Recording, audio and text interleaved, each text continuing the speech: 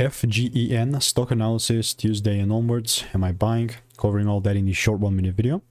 I'm looking at FibroGen stock and it is 36 cents. I mean, all I want to say also is that if I come out here, you will see that because the price it was inside the demand zone, I was very open-minded from potentially taking things up as long as there was a double break, but we never got it. And as the price kept melting, I was like, yeah, right, it's in its direction. So unless it's a bearish range now, you know, unless I start seeing breaks above 49 cents with a full candle close, I'm not willing to short sell whatsoever. So yeah, I'm not saying this is forever, but for right now, sure thing is bearish.